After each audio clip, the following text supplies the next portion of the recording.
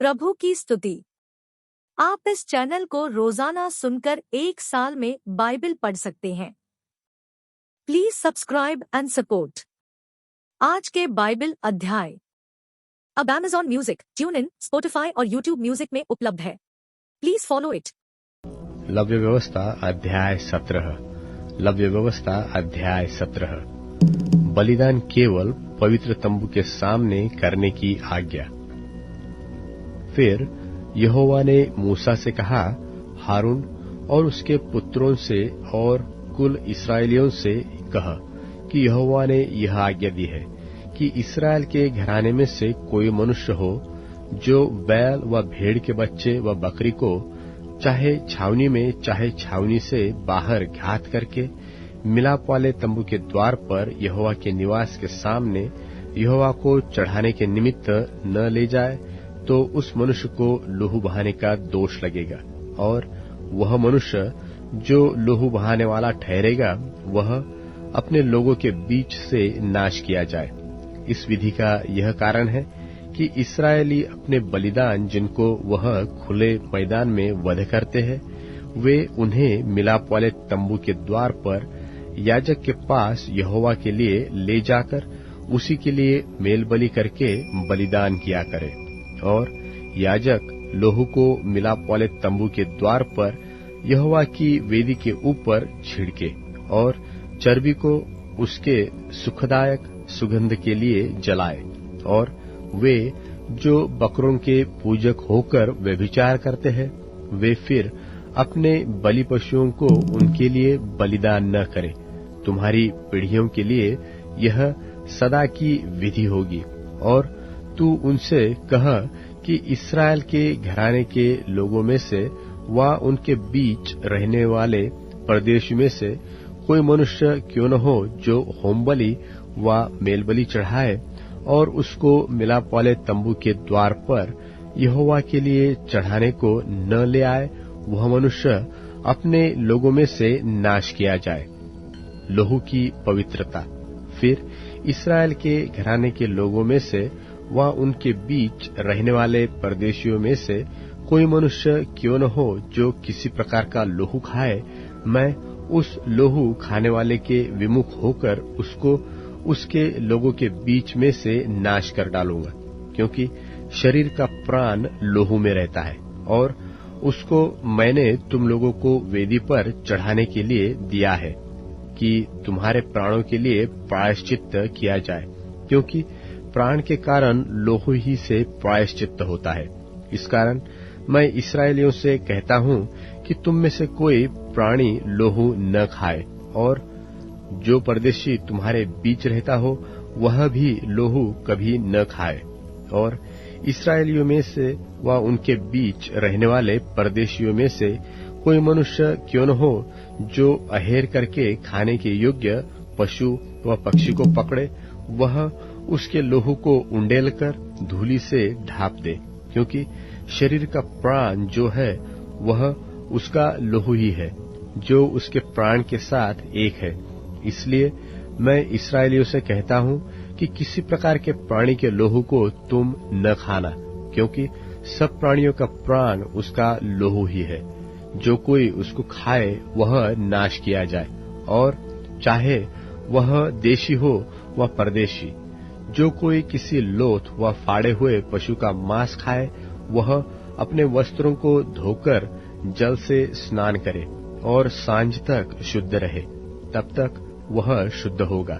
और यदि वह उनको न धोए और न स्नान करे, तो उसको अपने अधर्म का भार स्वयं उठाना पड़ेगा। लव्य व्यवस्था अध्याय 18। लव्य व्यवस्था अध्याय 18। भांति भांति के घिनौने कामों का निषेध। फिर यहोवा ने मूसा से कहा, इस्राएलियों से कहा कि मैं तुम्हारा परमेश्वर हूँ। तुम मिस्र देश के कामों के अनुसार जिसमें तुम रहते थे न करना, और कनान देश के कामों के अनुसार भी जहाँ मैं तुम्हें ले चलता हूँ न करना, और न उन देशों की विधियों पर चलना। मेरे ही नियमों को मानना और मेरी ही विधियों को मानते हुए उन पर चलना। मैं तुम्हारा परमेश्वर यहोवा हूँ। इसलिए तुम मेरे नियमों और मेरी विधियों को निरंतर मानना। जो मनुष्य उनको माने वह उनके कारण जीवित रहेगा। मैं यहोवा हूँ। तुम में से कोई भी अपनी किसी निकट कुटुंबिन का तन उघाड़ने को उसके पास न जाए। मैं यहोवा हूँ। अपनी माता का तन जो तुम्हारे पिता का तन है न उघाड़ना।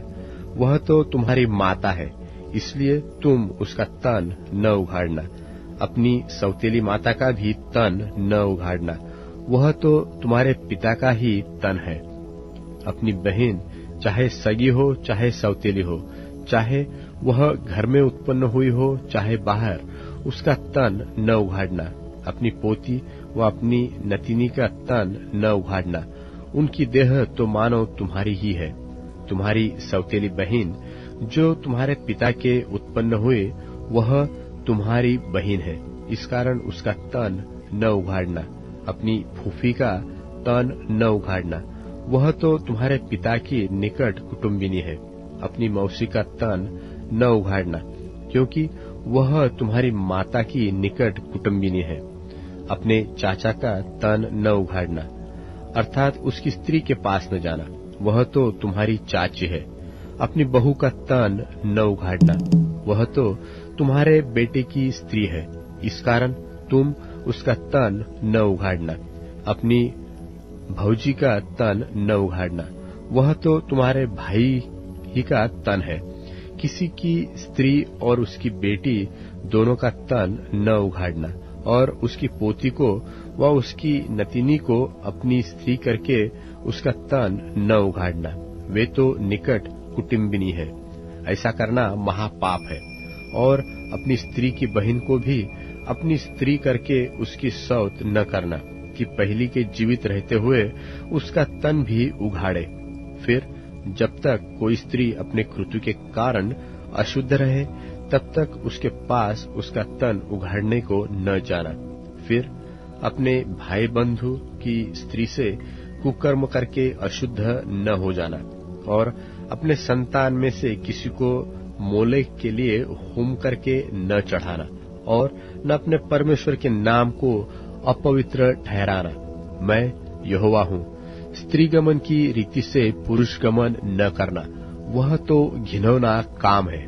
किसी जाति के पशु के साथ पशुगमन करके अशुद्ध न हो जाना, और न कोई स्त्री पशु के सामने इसलिए खड़ी हो कि उसके संग कुकर्म करे, यह तो उल्टी बात है।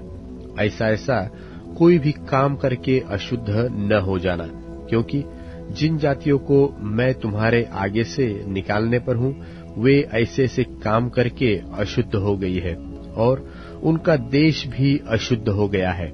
इस कारण मैं उस पर उसके अधर्म का दंड देता हूँ, और वह देश अपने निवासियों को उगल देता है। इस कारण तुम लोग मेरी विधियों और नियमों को निरंतर मानना, और चाहे देशी चाहे तुम्हारे बीच रहने वाला परदेशी हो, तुम में से कोई भी ऐसा घिनौना काम न करे, क्योंकि ऐसे सब घिनौने कामों को उस देश के मनुष्य जो तुमसे पहले उसमें रहते थे, वे करते आए हैं। इसी से वह देश अशुद्ध हो गया है। अब ऐसा न हो कि जिस रीति से जो जाति तुमसे पहले उस देश में रहती थी, उसको उसने उगल दिया, उसी रीति जब तुम उसको अशुद्ध करो तो वह तुमको भी उगल दे। जितने ऐसा कोई घिनौना काम करे, वे सब प्राणी अपने लोगों में से नाश किए जाए। वह आज्ञा जो मैंने तुम्हारे मानने को दी है, उसे तुम मानना, और जो घिनौनी रीतियां तुमसे पहले प्रचलित है, उनमें से किसी पर न चलना, और न उसके कारण अशुद्ध हो जाना। मैं तुम्हारा परमेश्वर यहोवा हूँ। प्रेरितों के कामों का वर्णन 7वां अध्याय। तब महायाजक ने कहा, क्या ये बातें यूं ही हैं? उसने कहा, हे भाइयों और पितरों सुनो। हमारा पिता इब्राहिम हारान में बसने से पहले जब मेसोपोटामिया में था, तो तेजोमय परमेश्वर ने उसे दर्शन दिया और उससे कहा कि तू अपने देश और अपने कुटुंब से निकलकर उस देश में चला जा जिसे मैं तुझे दिखाऊंगा। तब वह कसदियों के देश से निकलकर हारान में जा बसा, और उसके पिता के मृत्यु के बाद परमेश्वर ने उसको वहां से इस देश में लाकर बसाया जिसमें अब तुम बसते हो, और उसको कुछ मीरास वरन पैर रखने भर की भी उसमें जगह न दी, परंतु प्रतिज्ञा की कि मैं यह देश तेरे और तेरे बाद तेरे वंश के हाथ कर दूंगा। यद्यपि उस समय उसके कोई पुत्र भी न था। और परमेश्वर ने यूं कहा कि तेरी संतान के लोग पराये देश में परदेशी होंगे, और वे उन्हें दास बनाएंगे और 400 वर्ष तक दुख देंगे। फिर परमेश्वर ने कहा, जिस जाति के वे दास होंगे उसको मैं दंड दूंगा, और इसके बाद वे निकलकर इसी जगह मेरी सेवा करेंगे। और उसने उससे खतने की वाचा बांधी, और इसी दशा में इसहाक उससे उत्पन्न हुआ, और 8वें दिन उसका खतना किया गया। और इसहाक से याकूब, और याकूब से 12 कुलपति उत्पन्न हुए। और कुलपतियों ने यूसुफ से डाह करके उससे मिस्र देश जाने वालों के हाथ बेचा, परंतु परमेश्वर उसके साथ था, और उसे उसके सब क्लेशों से छुड़ाकर मिस्र के राजा फिरौन के आगे अनुग्रह और बुद्धि दी।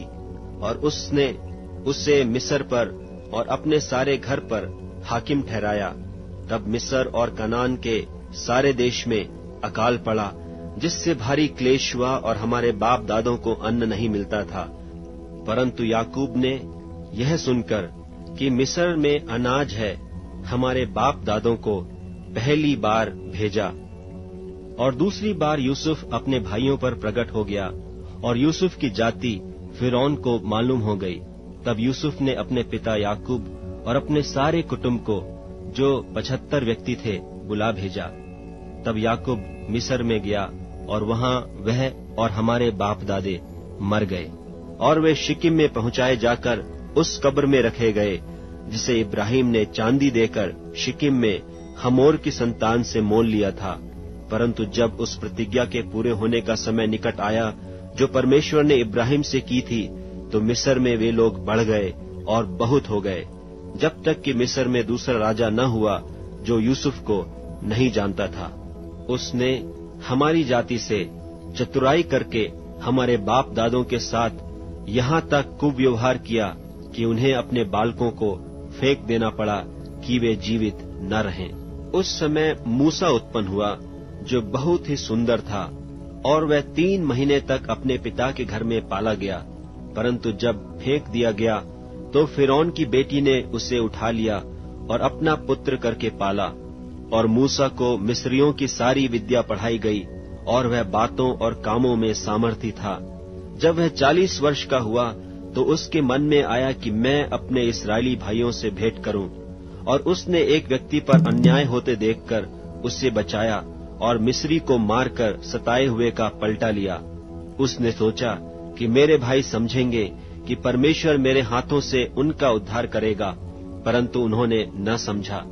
दूसरे दिन जब वे आपस में लड़ रहे थे तो वह वहां आ निकला, और यह कह के उन्हें मेल करने के लिए समझाया कि हे पुरुषों, तुम तो भाई भाई हो, एक दूसरे पर क्यों अन्याय करते हो।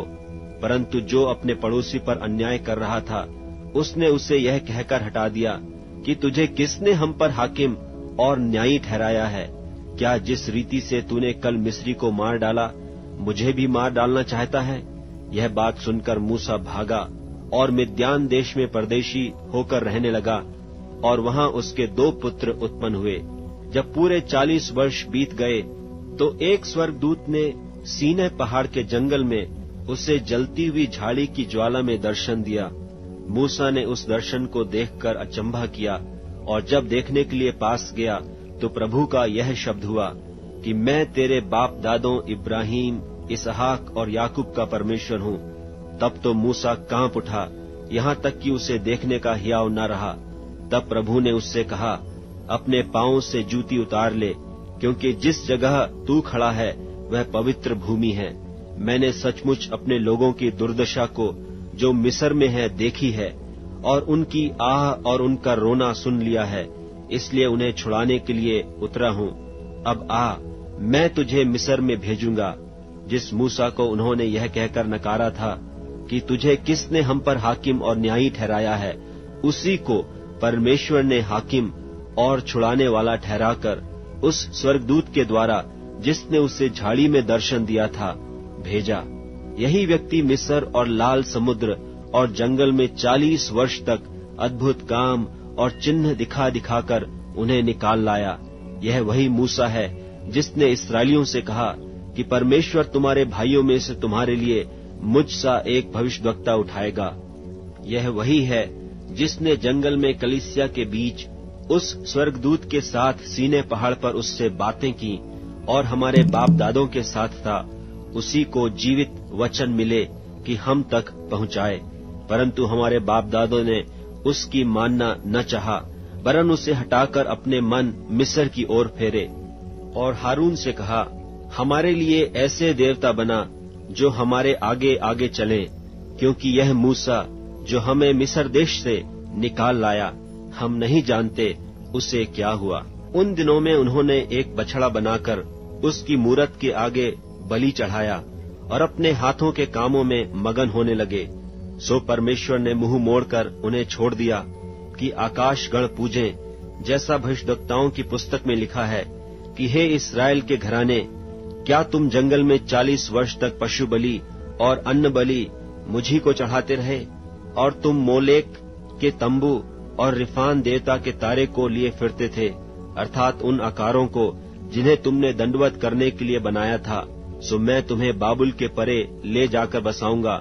साक्षी का तंबू जंगल में हमारे बाप दादों के बीच में था, जैसा उसने ठहराया, जिसने मूसा से कहा कि जो आकर तूने देखा है उसके अनुसार इसे बना।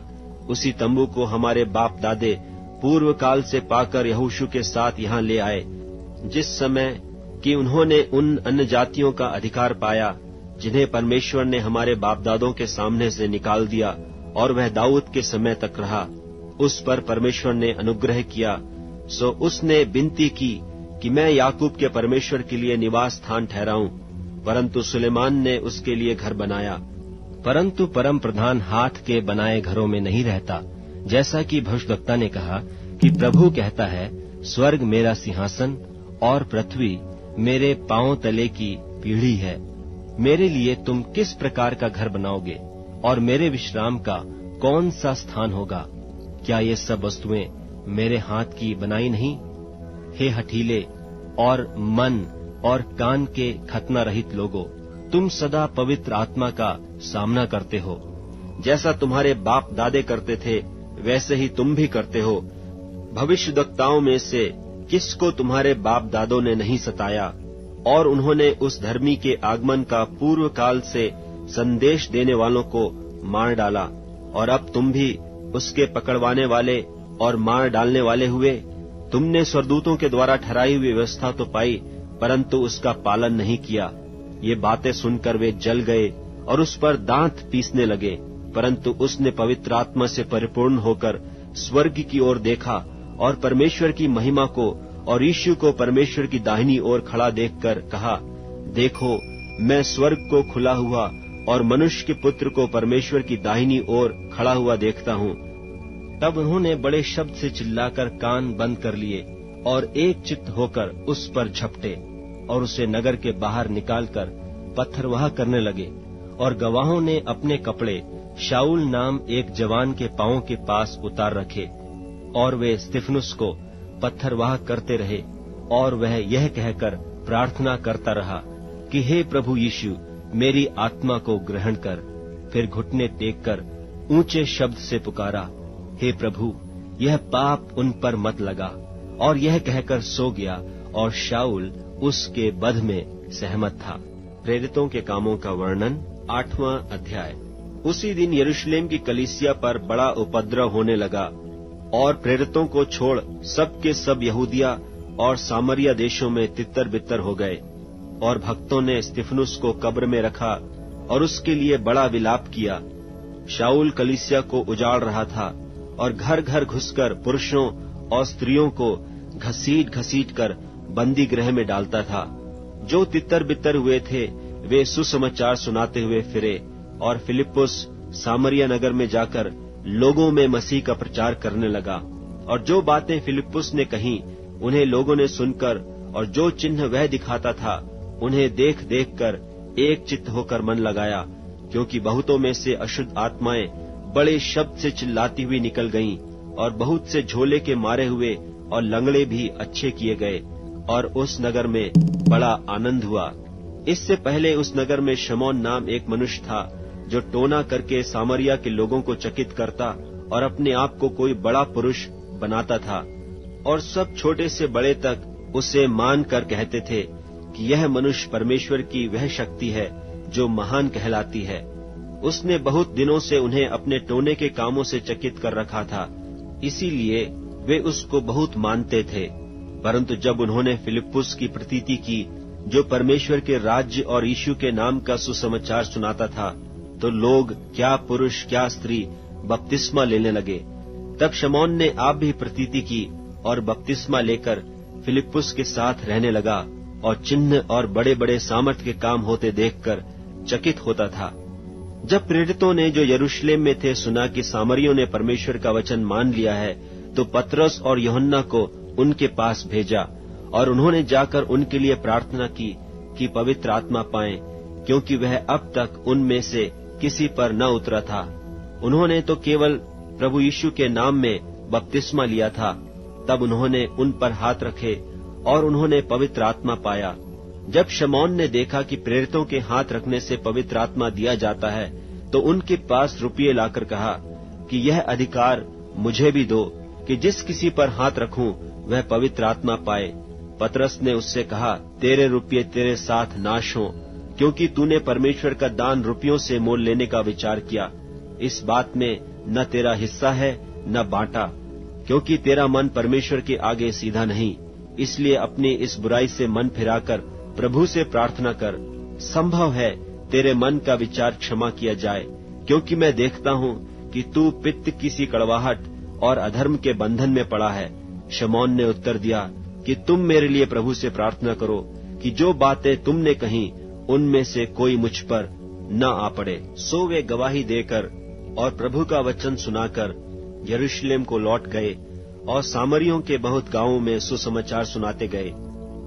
फिर प्रभु के एक स्वर्गदूत ने फिलिप्पुस से कहा, उठकर दक्षिण की ओर उस मार्ग पर जा जो यरूशलेम से अज्जाह को जाता है और जंगल में है। वह उठकर चल दिया, और देखो कूश देश का एक मनुष्य आ रहा था, जो खोजा और कूशियों की रानी कंदाके का मंत्री और खजांची था, और भजन करने को यरूशलेम आया था। और वह अपने रथ पर बैठा हुआ था, और यशायाह भविष्यद्वक्ता की पुस्तक पढ़ता हुआ लौटा जा रहा था। तब आत्मा ने फिलिप्पुस से कहा, निकट जाकर इस रथ के साथ हो ले। फिलिप्पुस ने उस ओर दौड़कर उससे यशायाह भविष्यद्वक्ता की पुस्तक पढ़ते हुए सुना, और पूछा कि तू जो पढ़ रहा है क्या उससे समझता भी है? उसने कहा, जब तक कोई मुझे न समझाए तो मैं क्यों कर समझूं? और उसने फिलिप्पुस से विनती की कि चढ़कर मेरे पास बैठ। पवित्र शास्त्र का जो अध्याय वह पढ़ रहा था वह यह था कि वह भेड़ की नाई बध होने को पहुंचाया गया, और जैसा मेमना अपने ऊन कतरने वालों के सामने चुपचाप रहता है, वैसे ही उसने भी अपना मुंह न खोला। उसकी दीनता में उसका न्याय होने नहीं पाया, और उसके समय के लोगों का वर्णन कौन करेगा, क्योंकि पृथ्वी से उसका प्राण उठाया जाता है। इस पर खोजे ने फिलिप्पुस से पूछा, मैं तुझसे विनती करता हूँ, यह बता कि भविष्यद्वक्ता यह किसके विषय में कहता है, अपने या किसी दूसरे के विषय में? तब फिलिप्पुस ने अपना मुंह खोला और इसी शास्त्र से आरंभ करके उसे यीशु का सुसमाचार सुनाया। मार्ग में चलते चलते वे किसी जल की जगह पहुंचे। तब खोजे ने कहा, देख यहाँ जल है, अब मुझे बपतिस्मा लेने में क्या रोक है? फिलिप्पुस ने कहा, यदि तू सारे मन से विश्वास करता है तो हो सकता है। उसने उत्तर दिया, मैं विश्वास करता हूँ कि यीशु मसीह परमेश्वर का पुत्र है। तब उसने रथ खड़ा करने की आज्ञा दी, और फिलिप्पुस और खोजा दोनों जल में उतर पड़े, और उसने उसे बपतिस्मा दिया। जब वे जल में से निकलकर ऊपर आए, तो प्रभु का आत्मा फिलिप्पुस को उठा ले गया। सो खोजे ने उसे फिर न देखा, और वह आनंद करता हुआ अपने मार्ग चला गया। और फिलिप्पुस अशदोद में आ निकला, और जब तक कैसरिया में न पहुंचा तब तक नगर नगर सुसमाचार सुनाता गया। भजन संहिता अध्याय 54। भजन संहिता अध्याय 54। हे परमेश्वर, अपने नाम के द्वारा मेरा उद्धार कर और अपने पराक्रम से मेरा न्याय कर। हे परमेश्वर, मेरी प्रार्थना सुन ले, मेरे मुंह के वचनों की ओर कान लगा, क्योंकि परदेशी मेरे विरुद्ध उठे हैं और बलात्कारी मेरे प्राण के ग्राहक हुए हैं। उन्होंने परमेश्वर को अपने सन्मुख नहीं जाना। देखो, परमेश्वर मेरा सहायक है। प्रभु मेरे प्राणों के संभालने वालों के संग है। वह मेरे द्रोहियों की बुराई को उन्हीं पर लौटा देगा। हे परमेश्वर, अपनी सच्चाई के कारण उन्हें विनाश कर। मैं तुझे स्वेच्छा बलि चढ़ाऊंगा। हे यहोवा, मैं तेरे नाम का धन्यवाद करूंगा, क्योंकि यह उत्तम है, क्योंकि उसने मुझे सब दुखों से छुड़ाया है और मैं अपने शत्रुओं पर दृष्टि करके संतुष्ट हुआ हूँ।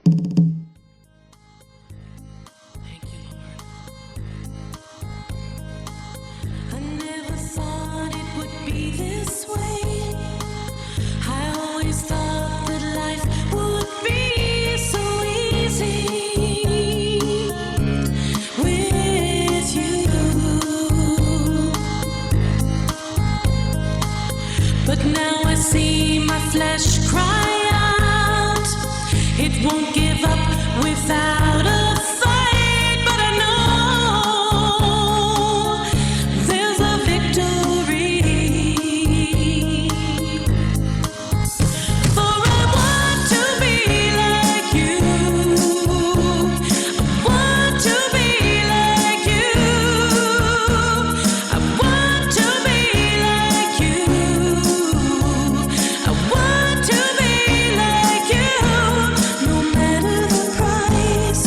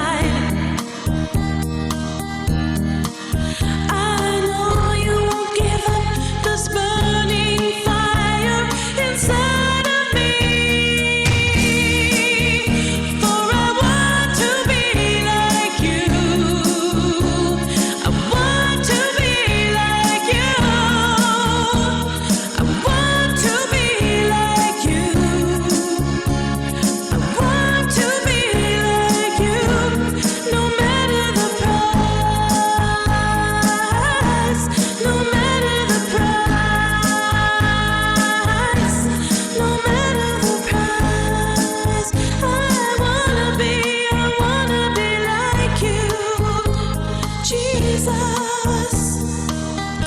I wanna be like you, for you are the Holy One.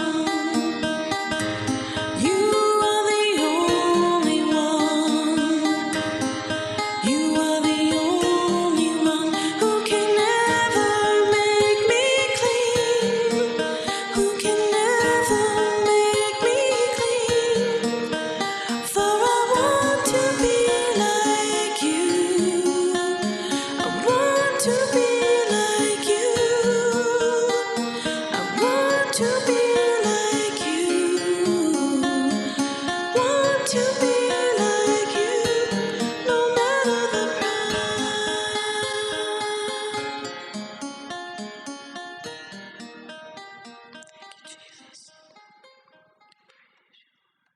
अब Amazon music, tune in, Spotify और यूट्यूब म्यूजिक में उपलब्ध है।